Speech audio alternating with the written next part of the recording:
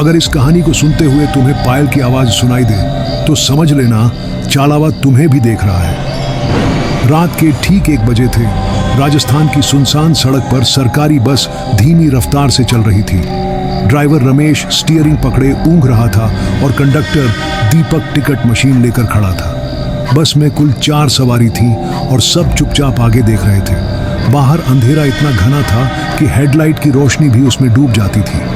तभी रमेश को लगा कि बस भारी हो रही है, जैसे किसी ने पीछे से पकड़ लिया हो। उसने एक्सीलेटर दबाया लेकिन बस और धीमी हो गई। सामने अचानक एक पुराना बस स्टॉप दिखा जिसका बोर्ड जंग लगा था और नाम मिट चुका था, जबकि इस रूट पर ऐसा कोई स्टॉप था ही नहीं।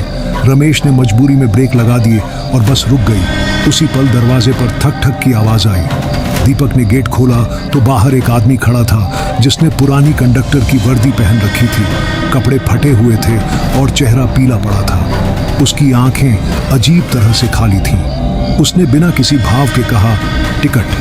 दीपक ने पूछा, कहाँ जाना है? तो वो आदमी बोला, जहाँ ये बस जाती है। बात अजीब थी लेकिन रात में बहस करने का मन नहीं होता, इसलिए दीपक चुप रहा और आदमी को अंदर बैठने दिया। जैसे ही वो सीट पर बैठा, बस के अंदर ठंडी हवा फैल गई और एक अजीब सी सड़ांध आने लगी। बस फिर चल पड़ी।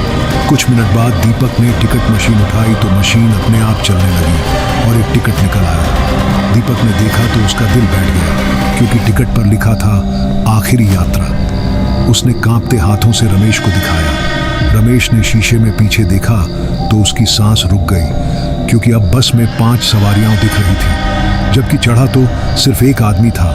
रास्ता भी बदलने लगा।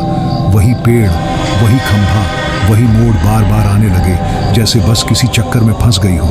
तभी रेडियो अपने आप चालू हो गया और उसमें खबर चलने लगी कि सालों पहले इसी सड़क पर एक बस रात में गायब हो गई थी और ड्राइवर कंडक्टर समेत सभी कभी नहीं मिले। रमेश ने डर के मारे रेडियो बंद कर दिया।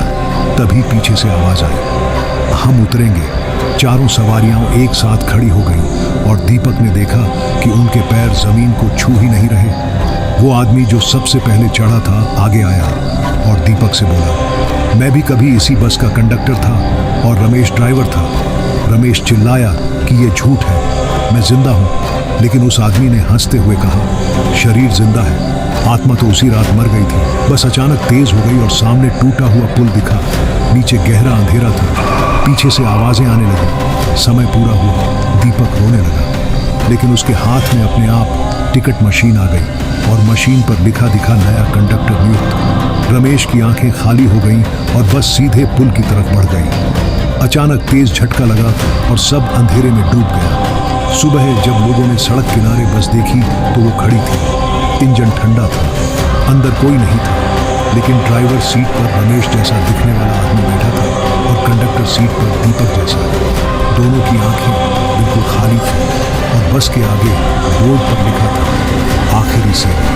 कहा जाता है कि आज भी रात 1 बजे उस सड़क पर वो बस दिख जाती है और जो उसमें चढ़ता है वो